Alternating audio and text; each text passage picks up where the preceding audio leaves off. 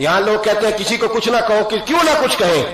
जो सैयदना इमाम हुसैन के बारे में बात करेगा जुबानें खींचेंगे उसकी, जो सहाबा के बारे में बात करेगा हम करने देते हैं। ये क्या बात हुई, गुस्ताखी करना, बेअदबी करना, ये कौन सा दीन है? ये तो तुम बेद ही नहीं फैला रहे हो। सुनो, जब उसने बेअदबी की तो सैयदा ज़ैनब चुप नहीं रही, बल्कि हजरत ज़ैनब बोली और खड़ी हुई, और आपने तिलावत की कुरान मजीद की और आयतें पढ़ी, कहने लगी वतुइज़्ज़ु मन तशा वतुज़िल्लु मन तशा बियदिकल खैर। और आप फरमाने लगी यजीद तू कहता है तेरे मुखालिफीन पसपा हो गए, तुझे इज्जत मिली। आप फरमाने लगे ये तेरा दरबार है ना, ये तेरा सजा हुआ है ना, तेरा इस वक्त डंडा चलता है ना।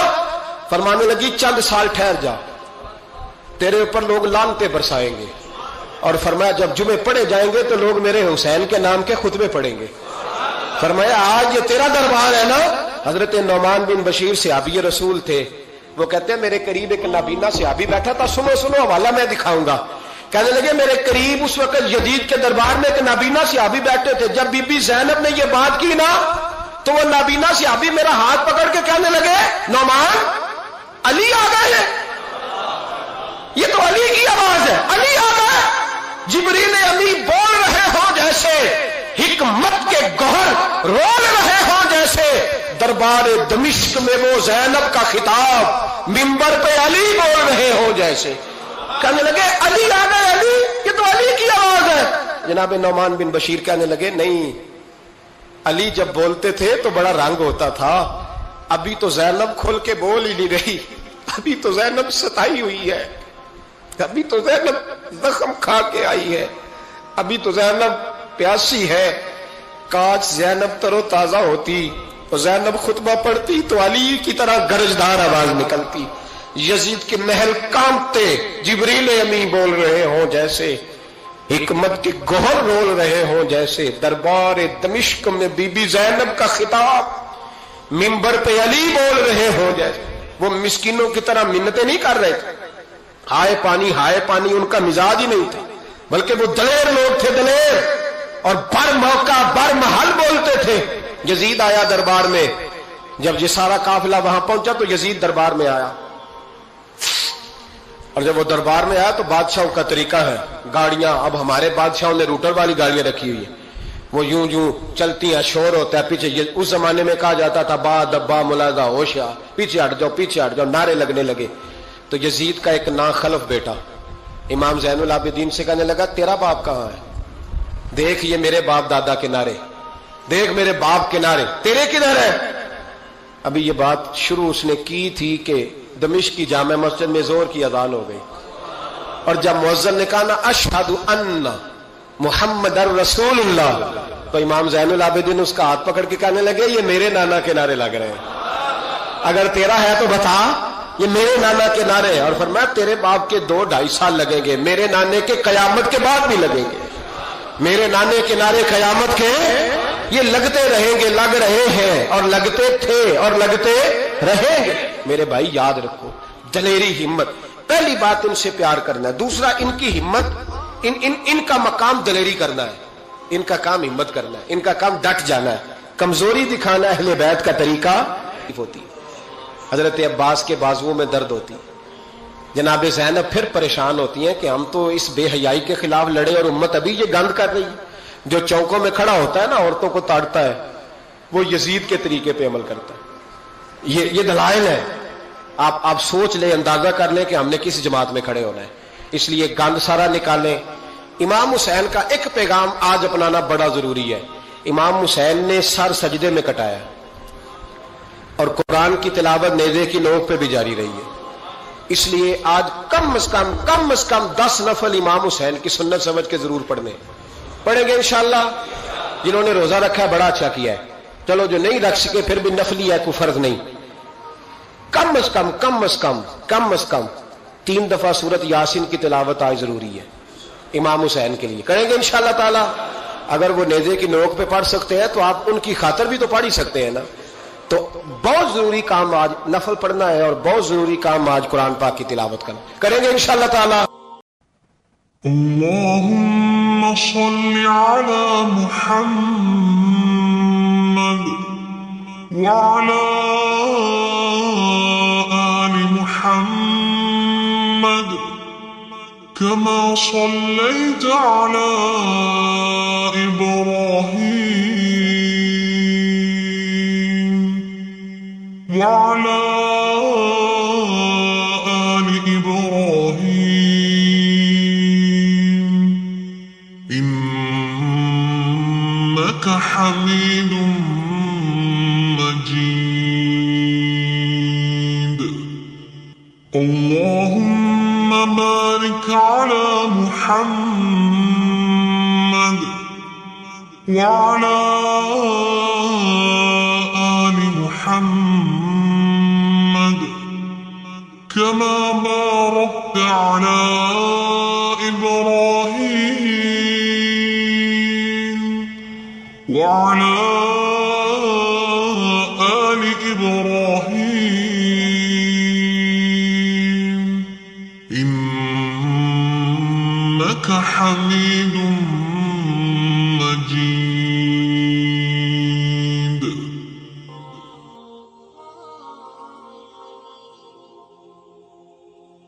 حضرت امام حسین رضی اللہ تعالیٰ عنہ یہ حضور کی اولاد پاک ہیں.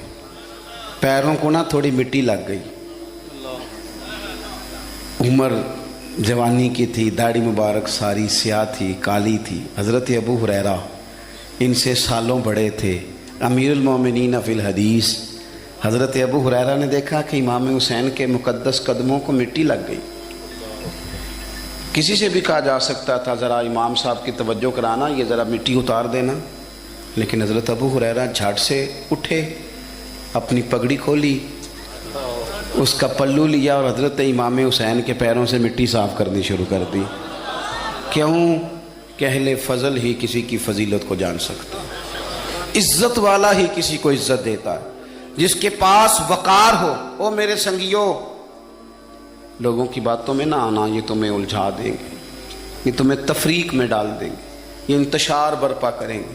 یہ وہ حسین جماعت ہے جو حضور کے سامنے بیٹھا کرتی تھی. ان سے پیار کرنا، ان سے محبت کرنا. آپ کبھی ترمذی کی ایک حدیث پڑھیں تو مر جانے کو جی کرتا ہے. حضور نے فرمایا تھا میرے صحابہ کے بارے میں اللہ سے ڈرنا، میرے بعد انہیں اپنی زبانوں کا نشانہ نہ بنانا. کاش کوئی ان جملوں کا درد سمجھ سکے. فرمایا رب سے ڈرنا، اور کریم فرمانے لگے جس نے ان سے محبت کی میری محبت کی وجہ سے محبت کی، اور جس نے ان سے عداوت رکھی میری وجہ سے رکھی. کبھی بھی کسی اور جو حضور کی اولاد ہے. صحابہ کرام نے ایک جگہ کچھ نذرانہ جمع کیا اور جمع کر کے کہا کہ حضور کی بارگاہ میں پیش کرنا ہے. اخراجات بہت زیادہ ہیں اور ظاہری وسائل اس ترتیب سے نہیں ہیں. یہ نذرانہ ہر مہینے پیش کرنا ہے. جب وہ لے کے حضور کی بارگاہ میں گئے نا تو اللہ نے قرآن نازل کر دیا. فرمایا محبوب ان سے کہہ دو لا اسألکم علیہ اجرا، میں تبلیغ دین پر تم سے کوئی اجر نہیں مانگتا، الا المودۃ فی القربى، بس میرے قریبیوں سے پیار کرتے رہنا، میرے قریبیوں سے محبت کرنا، پیار کرنا قریبیوں سے. یہ علی المرتضیٰ ہیں، یہ فاطمہ ہیں، یہ ان کا خاندان ہے، یہ ختیجہ ہیں، یہ عائشہ ہیں، یہ میمونہ ہیں، یہ حفصہ ہیں. ان سے پیار کرنا، میرے قریبیوں سے محبت کرنا. ہمارے دلوں میں حضور کی اولاد کا پیار ہونا چاہیے، طبیعتوں میں احترام ہونا چاہیے. ہمارا مزاج، ہمارا دل ان کے لیے دھڑکنا چاہیے. ہمارے لہجے، ہمارے انداز ہمیشہ ان کے حق میں نرم ہونے چاہیے. میں کہہ چکا ہوں سید کا صرف عقیدہ ٹھیک ہونا شرط ہے، باقی آپ تحقیق اور تفتیش میں نہ پڑیں، وہ جانے رب جانے. آپ کوشش فرمائیں ہماری اولادیں، ہم خود اور اہل فضل کا ادب کبھی نہ چھوڑیں. دوسری بات آپ سے یہ عرض کرنی ہے، اس کو اچھی طرح سمجھ لیں کہ قومیں اپنے اسلاف سے بڑی ہوتی ہیں ہمیشہ. بڑا ہم ہوتا ہی وہ ہے جس کا کوئی بڑا ہوتا ہے، جس کا کوئی بڑا نہیں ہوتا وہ کبھی بھی بڑا. یہ کچھ عرصے سے ٹرینڈ چلا ہے، اگرچہ یہ درست نہیں ہے. آپ کسی سنار کی دکان پہ جائیں تو اس نے اپنے پیچھے نا اپنے والد صاحب کی اور دادا کی فوٹو لگائی ہوتی ہے. حکیم کی دکان پہ چلے جائیں، کپڑے والی دکان پہ چلے جائیں تو اس نے پیچھے اپنے دادا کی، والد کی فوٹو لگائی ہوتی ہے. اگرچہ یہ درست نہیں، تصویریں نہیں لگانی چاہیے. تصویریں ان کی کیا پیروں کی بھی نہیں لگانی چاہیے. جہاں تصویر ہوتی ہے وہاں نماز کیسے پڑھی جائے گی؟ فرشتہ رحمت کا نہیں آئے گا. یہ تو اب ایک ضرورت بن گئی. تو اب ضرورت کیا؟ اب تو خیر نفسیاتی مسئلہ بن گیا ہمارا. یہ نفسیاتی مسئلہ ہے. یعنی سلام بعد میں فوٹو پہلے.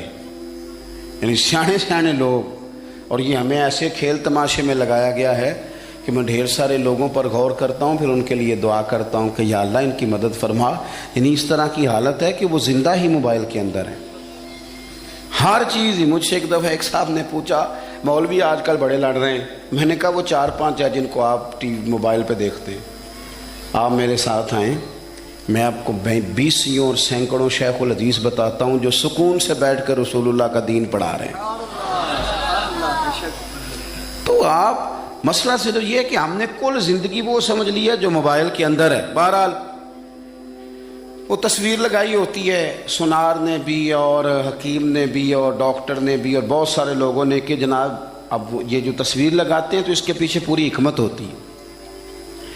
آپ ان سے پوچھتے ہیں یہ فوٹو کیوں لگائی ہے تو وہ کہتے ہیں ہم یہ بتانا چاہتے ہیں کہ یہ کام آج نہیں ہم نے شروع کیا، ہمارا شجرہ پرانا ہے. ہمارے باپ دادا سارے یہی کام کرتے تھے، ہمارا خاندانی ورثہ ہے. وہ ثابت یہ کرنا چاہتے ہیں کہ ہم پیچھے سے ہمارا ایک سلسلہ آ رہا ہے. ساری دنیا اپنے اکابرین کو، اسلاف کو، بڑوں کو ان کے زور پر بڑا ہونا چاہتی ہے. یہاں کچھ لوگ ایسے آئے ہیں جن کے نزدیک معاذ اللہ صحابہ ہی ٹھیک نہیں تھے، اہل بیت ہی ٹھیک نہیں تھے. آپ اپنی سند کیسے مضبوط کریں گے؟ اگر وہ اولین جو حضور کے سامنے بیٹھتے تھے وہی ٹھیک نہیں تھے تو پھر ان سے ہو کے جو دین آگے آیا اس کو تم کیسے ٹھیک مانو؟ ساری چیزوں کو مشکوک کرنا چاہتے ہیں. ہمارے بزرگوں نے، امام بخاری نے، امام مسلم نے محنت کر کے حدیثیں تلاش کی، اصول بیان کیے کہ یہ حدیث صحیح ہے، متواتر ہے، حسن ہے، ضعیف ہے، کیا ہے. اس کے اصول اور قاعدے بیان کیے. اور جب انہوں نے خود پوری تحقیق کی، آپ تھوڑی سی، آپ مشکل بات نہیں کر رہا، تھوڑی سی آپ غور کریں گے، انہوں نے سینکڑوں میل کا سفر کیا، گھوڑوں پہ، پیدل، اونٹوں پہ، ریسرچ کر کے بتایا کہ یہ حدیث بالکل درست ہے، اپنی سند کے اعتبار سے، متن کے اعتبار سے یہ متواتر درجے کی ہے. انہوں نے پوری ریسرچ کی. پھر غور کریں کیا کہہ رہا ہوں. جب پوری تحقیق کر لی تھی تو پھر انہیں کہنا چاہیے تھا نا یہ نبی پاک نے فرمایا ہے. کہنا چاہیے تھا نا کہ یہ حضور نے فرمایا، ہماری تحقیق ہے، حدیث درست ہے. لیکن کسی نے بھی ڈائریکٹ نہیں کہا. انہوں نے جب بھی کہا کہنے لگے حضرت عبداللہ ابن عمر فرماتے ہیں کہ حضور نے یوں فرمایا. حضرت انس بن مالک فرماتے ہیں کہ حضور نے یوں فرمایا. حضرت جناب سیدہ عائشہ صدیقہ فرماتی ہیں یوں حضور نے فرمایا. حضرت ابو ہریرہ فرماتے ہیں یوں حضور نے فرمایا. انہوں نے نا پہلے اس صحابی کا نام لیا جنہوں نے وہ بات اپنے سینے میں محفوظ کی. کیا بتایا انہوں نے ہمیں کہ ہم دنیا گھوم آئے ہیں، ریسرچ کر آئے ہیں، تلاش و بسیار کے بعد اس نتیجے پہ پہنچے ہیں کہ دین کا اصل فیض وہی ہے جو صحابہ اور اہل بیت کے سینوں سے ہو کے امت کو نصیب ہوا ہے. اصل فیضان وہ ہے جو وہاں سے ہو کے آیا. تو ایک بات تو یہ کہ اہل فضل کی عظمت، اور دوسری بات کہ اپنے اکابرین کے ساتھ جوڑ کے رہنا، اور تیسری بات حضرت سیدنا امام حسین، حضرت امام حسن رضی اللہ تعالی عنہما، ان دو شہزادوں سے نا نبی پاک صلی اللہ علیہ وسلم نے جو محبت فرمائی ہے نا وہ بھی بڑی قابل دید ہے. حضور نے جو ان سے پیار کیا ہے. کچھ لوگ ایسے ہوتے ہیں کہ جن سے انسان جب پیار کرتا ہے، محبت کرتا ہے تو وہ بات نا دور دور نکل جاتی ہے، بات پھیل جاتی ہے. ان کے ساتھ نا میرے نبی پاک کا خصوصی لگاؤ ہے. اس کا مطلب یہ نہیں کہ ہر نانا ہی اپنے نواسے سے پیار کرتا ہے، یہ معنی نہیں. رسول پاک علیہ السلام جو کام بھی کرتے ہیں اللہ کی وحی کے ساتھ کرتے ہیں. حضور کا ہر کام وحی خدا ہے. اپنی مرضی سے حضور کوئی کام نہیں کرتے. تو نبی پاک نے جو بھی کیا ہے وہ امت کے لیے نمونہ ہے.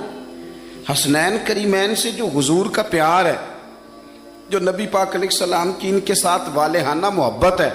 اعلیٰ حضرت بریلوی نے حدیث لکھی ہے، راوی حضرت عثمان غنی ہے رضی اللہ تعالیٰ عنہ. حضور سید عالم صلی اللہ تعالیٰ علیہ وآلہ وسلم نے نا گھر میں پیغام بھیجا فرمایا فاطمہ سے کہو ذرا حسن حسین کو تو بھیجے. یہ سارا دن ہی حضور کے پاس رہتے ہیں، سارا دن ہی، لیکن وہ جو والہانہ پن ہے، جو محبت ہے، جو ان کے ساتھ محبوب کا خاص لگاؤ ہے. سیدہ سے کہو ذرا شہزادوں کو بھیجے، تھوڑی سی دیر ہو گئی آنے میں.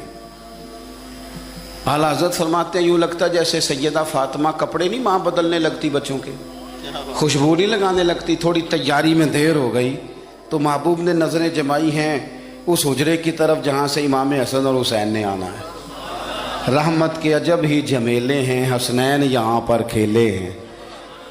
تو دونوں شہزادوں جب دروازہ کھلا تو حضرت عثمان غنی کہتے ہیں بچے جب نکلے نا دونوں تو یہ کوئی 10 15 50 100 میل دور سے تھوڑی آ رہے ہیں، تو یہیں رہتے ہیں. محبوب کے قرب خاص میں انہیں سایہ کرم ہر وقت نصیب ہے.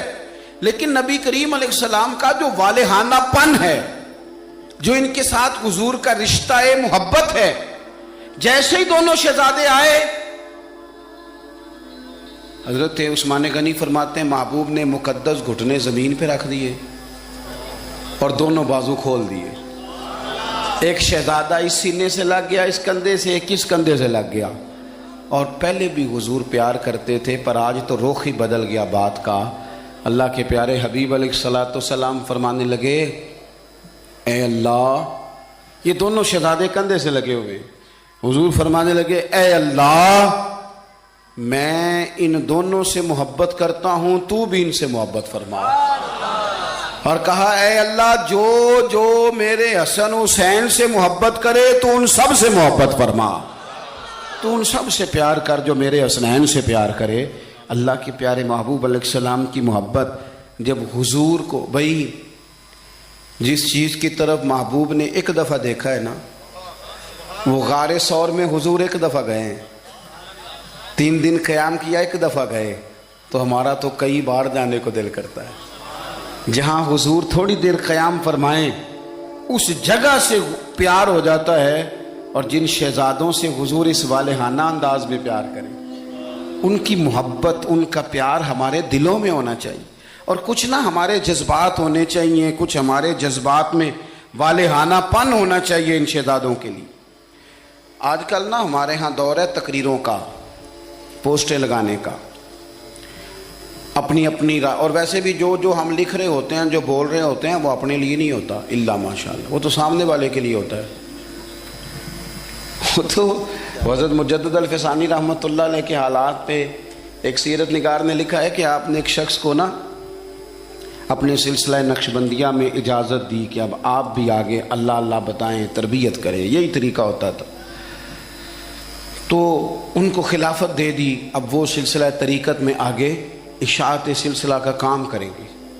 کچھ عرصے کے بعد وہ خلیفہ صاحب نے حضرت شیخ کو خط لکھا تو کہنے لگے حضور آپ نے فقیر کو اجازت دی تھی، اب میں تقریر بھی کرتا ہوں، تدریس بھی کرتا ہوں، تصنیف بھی کرتا ہوں.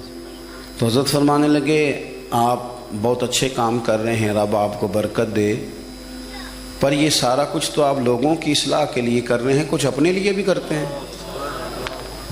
رات کو تہجد میں اٹھ جاتے ہیں، کچھ اللہ کے حضور رونا نصیب ہو جاتا ہے، کچھ آپ کو درود و سلام کی کیفیات نصیب ہوتی ہیں. یہ تو جو کچھ ہے الحمدللہ بہت اچھا ہے، قابل تعریف ہے، پر یہ تو آپ خدمت دین کا کام کر رہے ہیں نا لوگوں کی، آپ اپنے لیے کیا کر رہے ہیں؟ یہ بھی تو مقام غور ہے. بہت ساری چیزیں آج ایسی ہیں جو تقریروں میں تحریروں میں، لیکن ہمارے پرانے بزرگ جو تھے ان کا رنگ اور تھا، ان کا انداز والہانہ تھا، والہانہ.